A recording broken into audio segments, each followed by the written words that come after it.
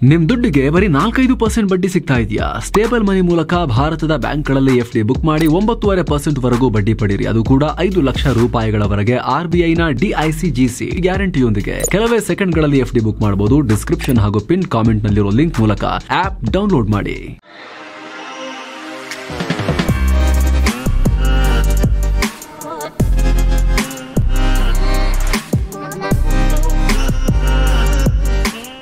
Hi friends, ದಿನದ ಎಲ್ಲ ಪ್ರಮುಖ ಸುದ್ದಿಯನ್ನು ನಿಮಗೆ ತಲುಪಿಸುವ mastmagga.comನ ಫುಲ್ ನ್ಯೂಸ್ಗೆ ಸ್ವಾಗತ. ನಾನು ಅಮರ್ ಪ್ರಸಾದ್.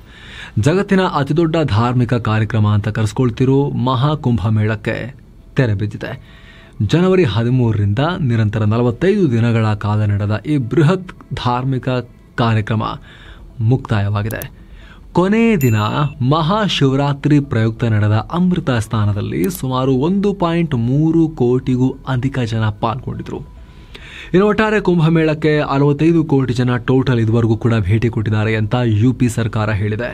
ಇನ್ನು ಈ ಬಾರಿ ಕುಂಭಮೇಳದ ಹೈಲೈಟ್ಸ್ ನೋಡೋದಾದ್ರೆ, ಕುಂಭ ಸ್ನಾನಕ್ಕೆ ದೇಶ ಮಾತ್ರವಲ್ಲದೆ Brazil, Russia, Mexico, Britain, America ಹೀಗೆ 16 ರಾಷ್ಟ್ರಗಳ ಜನ ಬಂದು ಭಕ್ತಿ ಕುಂಭದಲ್ಲಿ ಸ್ನಾನ ಮಾಡಿ ಹೋದ್ರು. PM ನರೇಂದ್ರ ಮೋದಿ ಅವರಿಂದ ಹಿಡಿದು ಅಮಿತ್ ಶಾ ತನಕ ವಿದೇಶಿ ಸೆಲೆಬ್ರಿಟಿಗಳಾದ ಕೋಲ್ಡ್ ಪ್ಲೇ ರಾಕ್ ಬ್ಯಾಂಡ್ ಗಾಯಕ ಕ್ರಿಸ್ ಮಾರ್ಟಿನ್, ಆಪಲ್ ಸಂಸ್ಥಾಪಕ ದಿವಂಗತ ಸ್ಟೀವ್ ಜಾಬ್ಸ್ರ ಪತ್ನಿ ಲಾರೆನ್ ಪಾವೆಲ್ ಜಾಬ್ಸ್, ದೇಶದ ರಾಜಕಾರಣಿಗಳು, ಸಿನಿತಾರೆಯರು, ಕ್ರಿಕೆಟರ್ಸ್ ಎಲ್ಲರೂ ಆಗಮಿಸಿದ್ರು.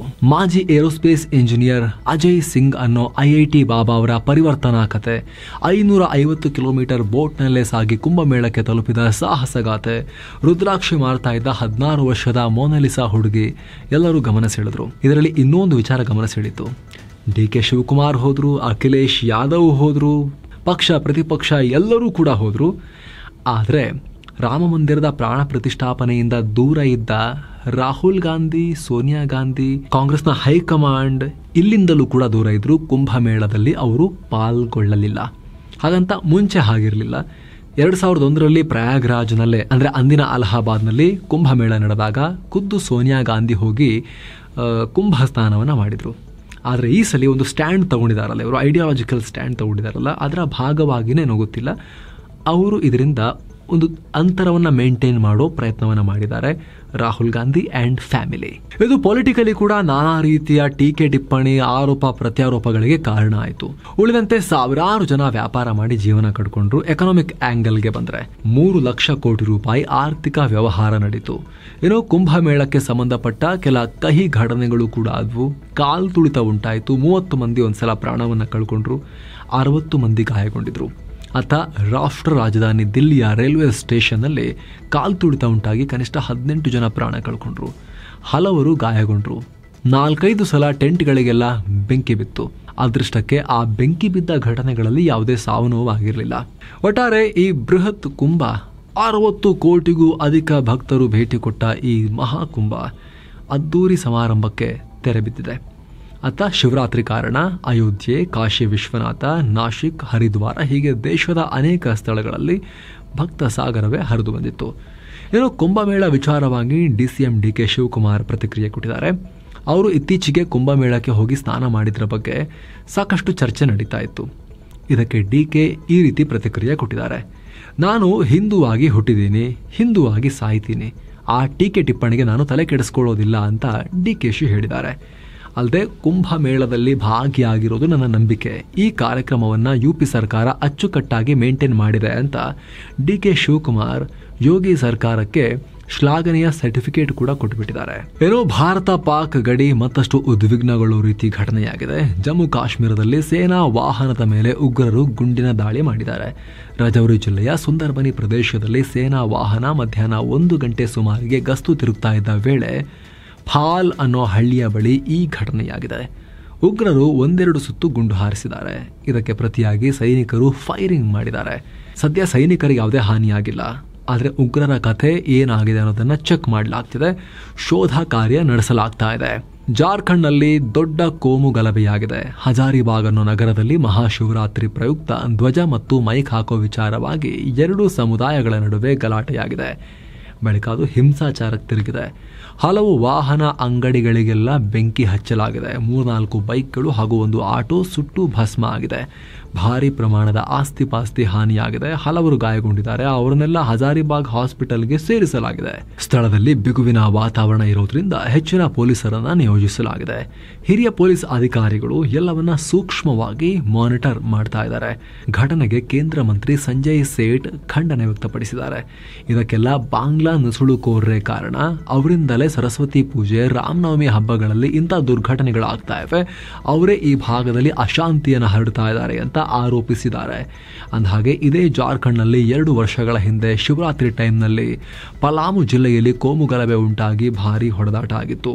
ಹಲವು ಮನೆಗಳಿಗೆ ಬೆಂಕಿ ಹಾಕಲಾಗಿತ್ತು. ಸೆಕ್ಷನ್ 144 ಕೂಡ ಜಾರಿ ಮಾಡಲಾಗಿತ್ತು. ಈಗ ಅಂತಹದ್ದೇ ಘಟನೆ ಮರುಕಳಿಸಿದೆ. ಕೇಂದ್ರ ಸಚಿವ ಎಚ್.ಡಿ. ಕುಮಾರಸ್ವಾಮಿ ಅಕ್ರಮ ಡಿನೋಟಿಫಿಕೇಶನ್ ಕೇಸ್ನಲ್ಲಿ ಸಂಕಷ್ಟಕ್ಕೆ ಸಿಕ್ಕಾಕೊಂಡಿದ್ದಾರೆ. ಈ ಕೇಸ್ಗೆ ಸಂಬಂಧಪಟ್ಟಂತೆ ನಡೀತಾ ಇರೋ ವಿಚಾರಣೆಗೆ ತಡೆ ನೀಡುವಂತೆ ಎಚ್ಡಿಕೆ ಸಲ್ಲಿಸಿದ ಮೇಲ್ಮನವಿಯನ್ನ ಸುಪ್ರೀಂ ಕೋರ್ಟ್ ರಿಜೆಕ್ಟ್ ಮಾಡಿದೆ. ಹೀಗಾಗಿ ಕೇಸ್ನಲ್ಲಿ ಕುಮಾರಸ್ವಾಮಿ ವಿಚಾರಣೆಗೆ ಹಾಜರಾಗಬೇಕಾಗಿರೋ ಸಂಕಷ್ಟ ಇದೆ. ಕುಮಾರಸ್ವಾಮಿ ಮುಖ್ಯಮಂತ್ರಿಯಾಗಿದ್ದ ವೇಳೆ ಬೆಂಗಳೂರು ಅಭಿವೃದ್ಧಿ ಪ್ರಾಧಿಕಾರ BDA ಸ್ವಾಧೀನಪಡಿಸಿಕೊಂಡಿರೋ 2 ಜಮೀನನ್ನ ಡಿನೋಟಿಫೈ ಮಾಡಿದ್ದಾರೆ ಅಕ್ರಮವಾಗಿ ಅಂತ ಕೇಸ್ ಇದು. ಆ ರೀತಿ ಆರೋಪ. ಇದಕ್ಕೆ ತಡೆ ಕೋರಿ ಕುಮಾರಸ್ವಾಮಿ 2020ರಲ್ಲಿ ಹೈಕೋರ್ಟ್ಗೆ ಹೋಗಿದ್ರು. ಬಳಿಕ ಸುಪ್ರೀಂ ಕೋರ್ಟ್ಗೆ ವಿಚಾರ ಹೋಗಿತ್ತು. ಅಲ್ಲೂ ಎಚ್ಡಿಕೆ ಸಲ್ಲಿಸಿದ ಮೇಲ್ಮನವಿ ರಿಜೆಕ್ಟ್ ಆಗಿದೆ. ಇನ್ನೊಂದು ಕಡೆ ಶ್ರೀ ಸಾಯಿ ವೆಂಕಟೇಶ್ವರ ಮಿನರಲ್ಸ್ ಗಣಿಗಾರಿಕೆ ಕೇಸ್ನಲ್ಲಿ ಎಚ್ಡಿಕೆ ವಿರುದ್ಧ ಪ್ರಾಸಿಕ್ಯೂಷನ್ಗೆ ಅನುಮತಿ ಕೊಡುವಂತೆ SIT ರಾಜ್ಯಪಾಲರ ಅನುಮತಿ ಕೇಳಿದೆ. 2007ರಲ್ಲಿ ಕುಮಾರಸ್ವಾಮಿ ಸಿಎಂ ಆಗಿದ್ದಾಗ ಬಳ್ಳಾರಿ ಜಿಲ್ಲೆ ಸಂಡೂರು ತಾಲೂಕಿನಲ್ಲಿ 550 ಎಕರೆ ಭೂಮಿಯನ್ನ ಶ್ರೀ ಸಾಯಿ ವೆಂಕಟೇಶ್ವರ ಮಿನರಲ್ಸ್ ಕಂಪನಿಗೆ ಕಾನೂನು ಬಾಹಿರವಾಗಿ ಗಣಿ ಗುತ್ತಿಗೆಗೆ ಮಂಜೂರು ಮಾಡಿದ್ದಾರೆ ಅಂತ ಕೇಸ್ ಆಗಿತ್ತು. ಅದರ ಪ್ರಾಸಿಕ್ಯೂಷನ್ಗೆ ಪರ್ಮಿಷನ್ ನೀಡಿ ಅಂತ SIT ರಾಜ್ಯಪಾಲರ ಅನುಮತಿಯನ್ನ ಕೇಳಿದೆ. ಏನೋ ಚಿಕ್ಕಮಗಳೂರು ಜಿಲ್ಲೆಯ ಮಾವಿನಹೊಳ ಬಲಿಗೆ ಗುಡ್ಡ ಪ್ರದೇಶದಲ್ಲಿ ಕಾಡ್ಗಿಚ್ಚು ಹತ್ಕೊಂಡು 10 ಎಕರೆ ಅರಣ್ಯ ಪ್ರದೇಶ ಸುಟ್ಟು ಹೋಗಿದೆ. ಪ್ರಾಣಿ ಪಕ್ಷಿಗಳು ಕೂಡ ಬೆಂಕಿಗೆ ಆಹುತಿಯಾಗಿವೆ. ಸ್ಥಳೀಯರು ಮತ್ತು ಅರಣ್ಯ ಇಲಾಖೆಯವರು ಹರಸಾಹಸ ಪಟ್ಟು ಬೆಂಕಿ ಆರಿಸಿದ್ದಾರೆ. ಅತ್ತ ರಾಮನಗರದ ಸಂಗಮ ವನ್ಯಜೀವಿ ವಲಯದಲ್ಲಿ ಕಾಡ್ಗಿಚ್ಚು ಹತ್ಕೊಂಡು 30 ಎಕರೆ ಪ್ರದೇಶ ಸುಟ್ಟು ಭಸ್ಮ ಆಗಿದೆ.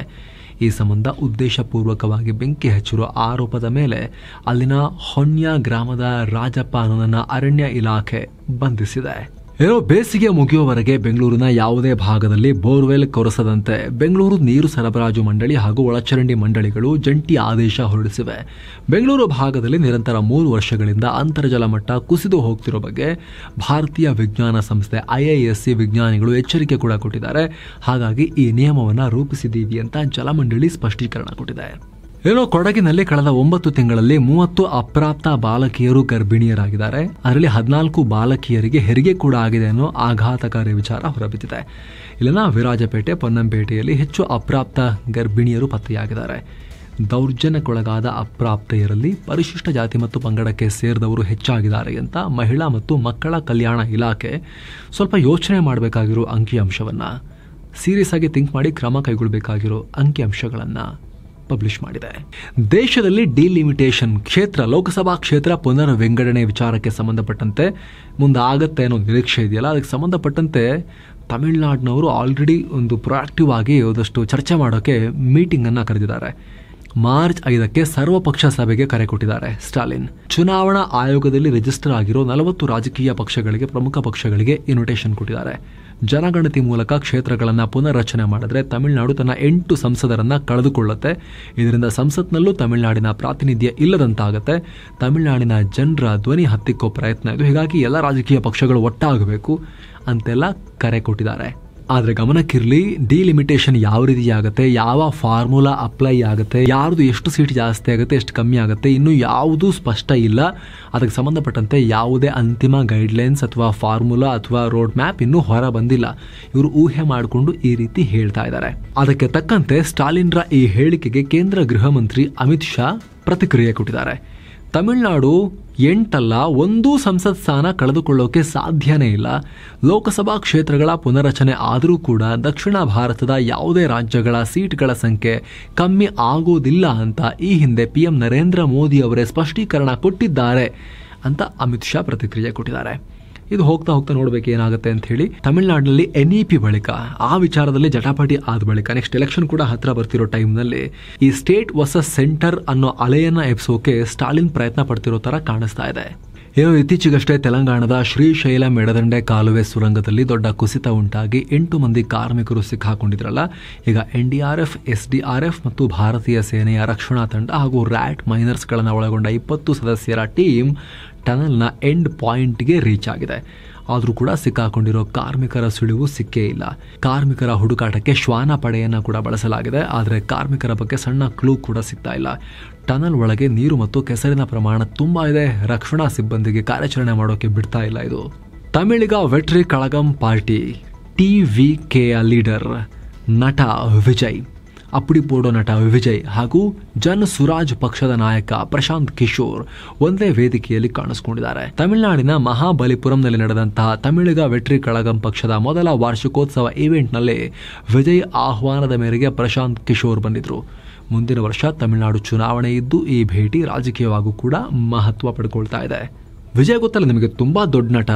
ಅವರು ಈ ಹಿಂದೆ ರೋಲ್ಸ್ ರಾಯ್ ಗೋಸ್ಟ್ ಕಾರನ್ನು ಭಾರತಕ್ಕೆ ಆಮದು ಮಾಡ್ಕೊಳ್ಳೋ ಟೈಮ್ನಲ್ಲಿ, ಸೂಪರ್ ಲಕ್ಸುರಿ ಕಾರನ್ನು ತರಿಸ್ಕೊಳ್ಳೋ ಟೈಮ್ನಲ್ಲಿ ಸಿಕ್ಕಾಪಟ್ಟೆ ಟ್ಯಾಕ್ಸ್ ಇದೆ, ನನಗೆ ಟ್ಯಾಕ್ಸ್ ವಿನಾಯಿತಿ ಕೊಡಿ, ಅಷ್ಟೊಂದು ಟ್ಯಾಕ್ಸ್ ಕಟ್ಟೋಕ್ಕೆ ಕೋಟಿಗಟ್ಟಲೆ ಟ್ಯಾಕ್ಸ್ ಕಟ್ಟಬೇಕಾ ಅಂತ ಅದ್ರ ಬಗ್ಗೆ ಫೈಟ್ ಮಾಡೋಕ್ಕೆ ಹೋಗಿ ಕೋರ್ಟಿಂದ ಚೀಮಾರಿ ಹಾಕಿಸ್ಕೊಂಡು ಆಮೇಲೆ ಟ್ಯಾಕ್ಸ್ ಎಲ್ಲ ಕಟ್ಟಕ್ಕೆ ರೆಡಿ ಆಗಿದ್ರಲ್ಲ, ಅದೇ ವಿಜಯ್ ಇವರು ಖ್ಯಾತ ತಮಿಳು ನಟ, ಹೀರೋ. ಈಗ ಅವರು ಪೊಲಿಟಿಕಲ್ ಪಾರ್ಟಿ ಕೂಡ ಮಾಡಿದ್ದಾರೆ. ಇನ್ನು ಉತ್ತರ ಪ್ರದೇಶದಲ್ಲಿ ಕುಖ್ಯಾತ ಗ್ಯಾಂಗ್ಸ್ಟರ್ ಲಾರೆನ್ಸ್ ಬಿಷ್ಣೋಯ್ ಗ್ಯಾಂಗ್ನ ಮೆಂಬರನ್ನ ಮೀರತ್ ಬಳಿ ಹೊಡೆದುರುಳಿಸಲಾಗಿದೆ, ಎನ್ಕೌಂಟರ್ ಮಾಡಲಾಗಿದೆ. ಈತನನ್ನ ಜೀತು ಅಲಿಯಾಸ್ ಜಿತೇಂದ್ರ ಅಂತ ಗುರುತಿಸಲಾಗಿದೆ. ಈತನ ಮೇಲೆ 8 ಕ್ರಿಮಿನಲ್ ಕೇಸ್ ಇದ್ವು. ಈತನನ್ನ ಹಿಡಿಯೋಕೆ ಸಹಾಯ ಮಾಡಿದವರಿಗೆ 1 ಲಕ್ಷ ರೂಪಾಯಿ ಬಹುಮಾನವನ್ನು ಕೂಡ ಘೋಷಿಸಲಾಗಿತ್ತು. Indo Tibetan border police force ITBPನಲ್ಲಿ ಕೆಲಸ ಮಾಡ್ತಿರೋ ಮಹಿಳಾ ಸಿಬ್ಬಂದಿಯೊಬ್ಬರು ಲಿಂಗ ಬದಲಾವಣೆಗೆ ಅನುಮತಿ ಕೋರಿದ್ರು. ಈ ಅನುಮತಿಯನ್ನು ಈಗ ITBP ಕ್ಯಾನ್ಸಲ್ ಮಾಡಿದೆ. ತನ್ನ ಎಲ್ಲ ಘಟಕಗಳಿಗೆ ಈ ವಿಚಾರವಾಗಿ ಪರ್ಮಿಷನ್ ಕೊಡಬೇಡಿ ಅಂತ ಆದೇಶಿಸಿದೆ. ಕೇಂದ್ರ ಸಶಸ್ತ್ರ ಪೊಲೀಸ್ ಪಡೆಯ ವೈದ್ಯಕೀಯ ವಿಭಾಗದ ಅಭಿಪ್ರಾಯಗಳನ್ನು ಉಲ್ಲೇಖಿಸಿ ಈ ಲಿಂಗ ಬದಲಾವಣೆ ಮಹಿಳಾ ಸಿಬ್ಬಂದಿ ಮೇಲೆ ಮಾನಸಿಕವಾಗಿ ಪರಿಣಾಮ ಬೀರುತ್ತೆ ಅನ್ನೋ ಕಾರಣವನ್ನು ಕೊಟ್ಟು ITBP ಈ ನಿರ್ಧಾರ ಮಾಡಿದೆ. ಅಂದಹಾಗೆ ಕೆಲ ವರ್ಷಗಳ ಹಿಂದೆ CISF ಸೆಂಟ್ರಲ್ ಇಂಡಸ್ಟ್ರಿಯಲ್ ಸೆಕ್ಯೂರಿಟಿ ಫೋರ್ಸ್ನ ಮಹಿಳಾ ಸಿಬ್ಬಂದಿಯೊಬ್ಬರು ಲಿಂಗ ಬದಲಾವಣೆ ಶಸ್ತ್ರಚಿಕಿತ್ಸೆ ಮಾಡಿಸಿದ ನಂತರ ಅವ್ರನ್ನ ಪುರುಷ ಸೈನಿಕ ಅಂತ ಪರಿಗಣಿಸಲಾಗಿತ್ತು. ಸೊ ಫ್ರೆಂಡ್ಸ್, ಇದಾಗಿತ್ತು ಇವತ್ತಿನ ಫುಲ್ ನ್ಯೂಸ್. ನಾವು ಕುಯ್ದಿಲ್ಲ, ಎಳೆದಿಲ್ಲ, ಕಿರ್ಚಾಡಿಲ್ಲ, ಬರೀ ಸುದ್ದಿಯ ರೀತಿಯಲ್ಲಿ ನಿಮಗೆ ತಲುಪಿಸುವ ಪ್ರಯತ್ನವನ್ನು ಮಾಡಿದ್ದೀವಿ. ನಮ್ಮ ಈ ಪ್ರಯತ್ನ ನಿಮಗೆ ಇಷ್ಟ ಆಗ್ತಾ ಇದ್ರೆ ದಯವಿಟ್ಟು mastmaga.com ಚಾನಲ್ಗೆ ಸಬ್ಸ್ಕ್ರೈಬ್ ಮಾಡಿ, ಪಕ್ಕದ ಬೆಲ್ ಐಕಾನ್ ಮೇಲೆ ಕ್ಲಿಕ್ ಮಾಡೋದನ್ನು ಯಾವುದೇ ಕಾರಣಕ್ಕೂ ಮರೆಯಬೇಡಿ. Thank you so much. ಮತ್ತೆ ಭೇಟಿ ಆಗ್ತಿರೋಣ. ನಮಸ್ತೆ.